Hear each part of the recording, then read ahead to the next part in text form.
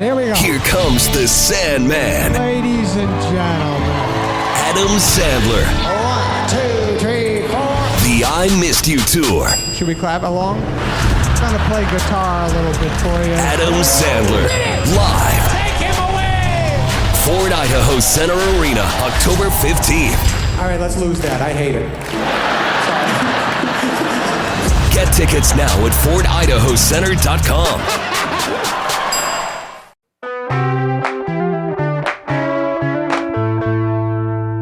Today on CityCast Boise, dozens of Republicans have endorsed Idaho's primary ballot initiative, but far-right critics say the method may favor Democrats.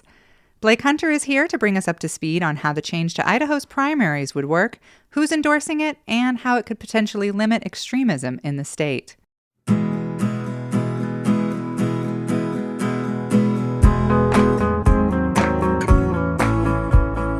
It's Tuesday, October 10th. I'm Emma Arnold, and this is what Boise's talking about.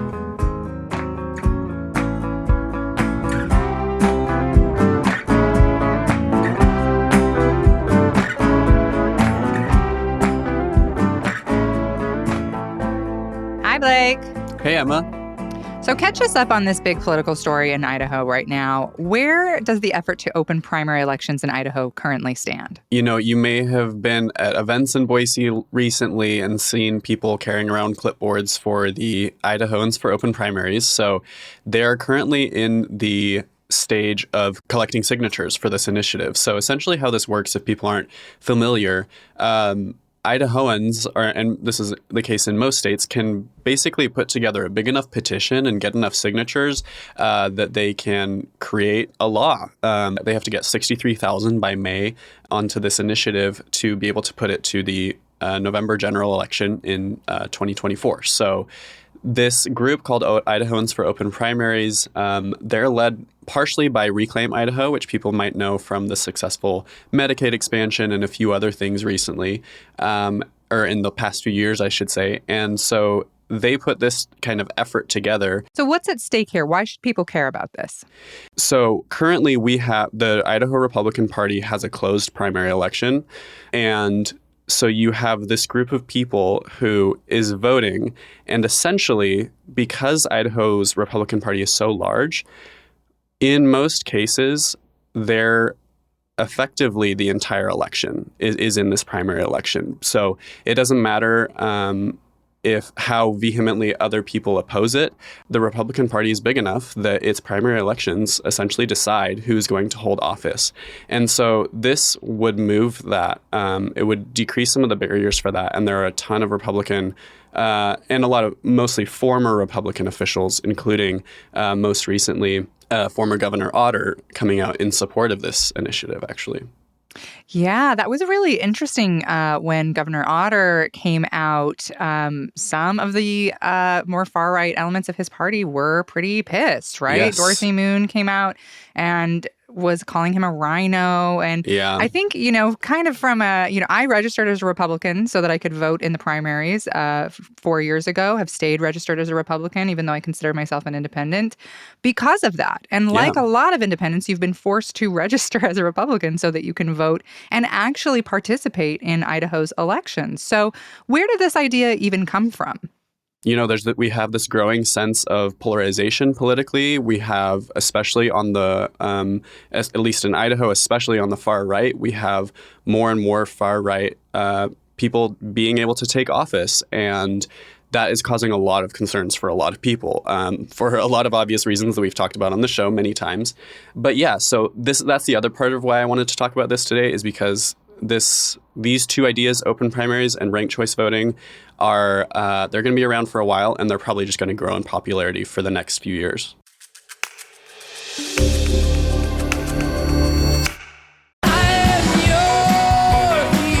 Tyler Childers, live in concert. The Mule Pole 24 Tour. Ford Idaho Center Amphitheater, August 21st. With special guests, Shaky Graves. Get tickets this Friday at 10 a.m. at FordIdahoCenter.com. The new album, Rustin' in the Rain, is available everywhere now. Visit TylerChildersMusic.com.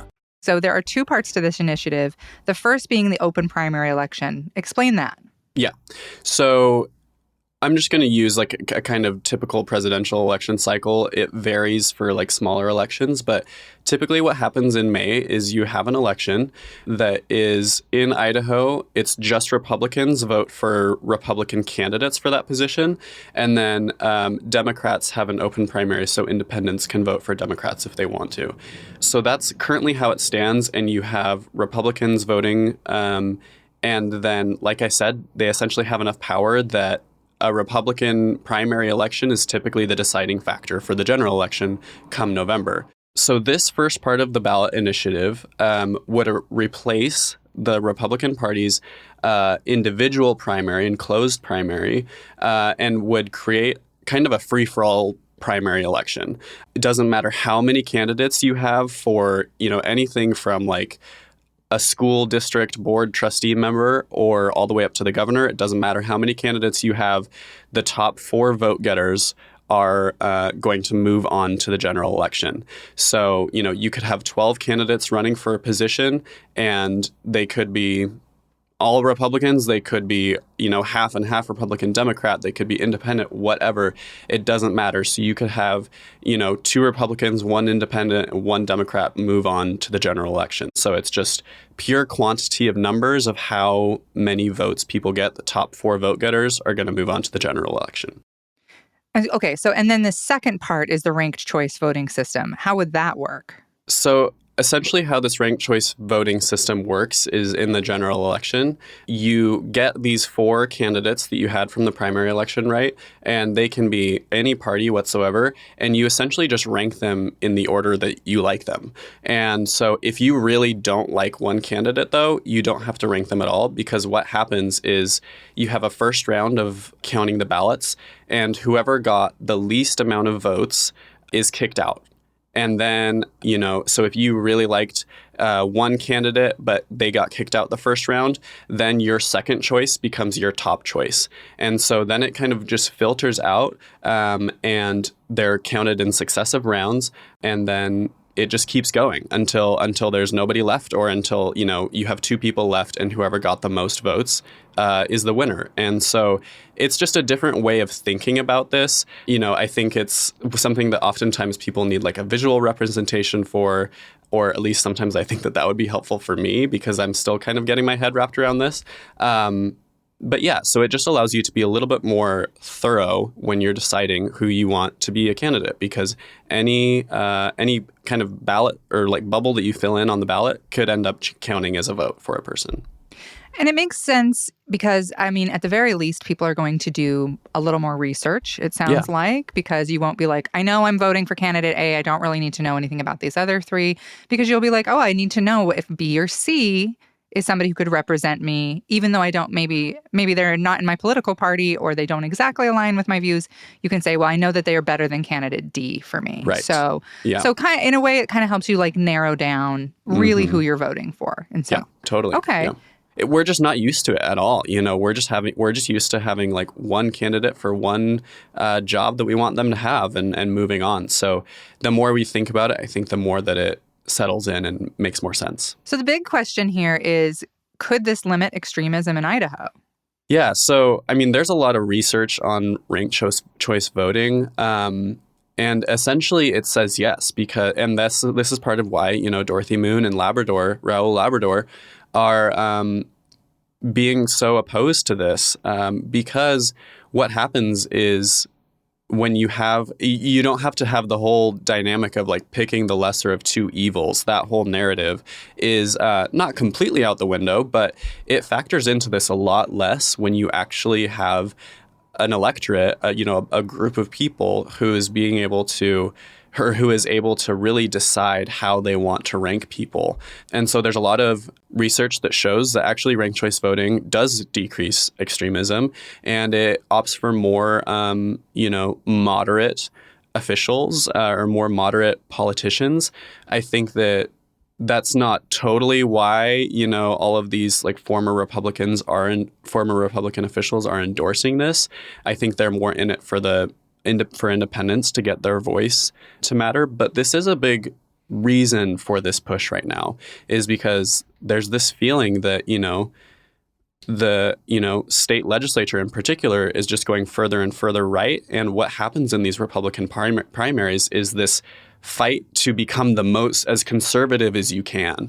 And so, and conservative doesn't even cover this anymore. No, I feel like that's part of the reason it's been hard to have these conversations is we're saying conservative, but like these are not Idaho conservatives. A lot of people agree with me on that, including the former governor. Including the former governor, yes, absolutely. Who we've literally never agreed on anything before. So this is a big day for us. So yeah. And if you look, in the newsletter article that you did, I was really actually pretty amazed. In that article you wrote, and you included the Idahoans for Open Primaries website, there's a spot that it's like the Republicans for Open Primaries who agree with this, like you were saying. And I was kind of scrolling through the list like, oh, Butch Otter, Lori Otter, former senator, blah, blah, blah. But then the list it goes on and on and on and on. And I'm scrolling and I'm scrolling. So really a ton of Republican support for this, which is interesting because Dorothy Moon, her big criticism has been this is going to give Democrats 4 votes, with the ranked choice. It's going to give it. But really, it does seem like this has a broad bipartisan support in Idaho. It really does. And, I think that it reflects this larger push within the Republican Party, this larger tension that has grown over the last few years because in their fight to have as much power over the state as possible, they, we've talked about this on the show and everybody's talking about this really, is that there's kind of 2 factions within the Republican Party, like 2 broader factions where you have, kind of putting this in quotes, more traditional conservatives, and then you have like really far-right Republicans. White nationalists. And Christian nationalists. Who are actually calling themselves that. So yes. I guess we finally can too. So Yeah. And this, I think that's why a lot of current Republicans who are on that harder right edge are so worried about this for sure. So I'm really interested to see how it'll play out. And I think that, Idahoans for Open Primaries, this is not their first rodeo. I don't have any idea how many signatures, they currently have on the initiative, but I think that this is going to be extremely popular among just the Idaho voters, electorate in general. Yeah, I think you're right. It seems to be that way. So how do people go sign this if they want to? Do they have to wait to bump into someone with a clipboard at the county fair, or what happens? Yeah. So Open Primaries, you can find this online, but essentially they have a Reclaim Idaho office here in Boise, and you can go there. You do have to have an updated voter registration, so just check in with that, make sure you're good there. And you can just go directly to them Monday through Friday, 10 a.m. to 2 p.m., and get that sorted out there. You can also fill out a form online, and then someone will reach out to you and go through the process of sending in whatever paperwork you need. Or, like you said, you can just bump into someone at an event if you get lucky. Well, Blake, thank you so much for breaking this down. It is a little complicated, but it sounds like it's pretty much, the future of the state is at stake here. So I hope people check this out and see what they think. Yeah, I'm really interested to see how it pans out. So thank you, Emma.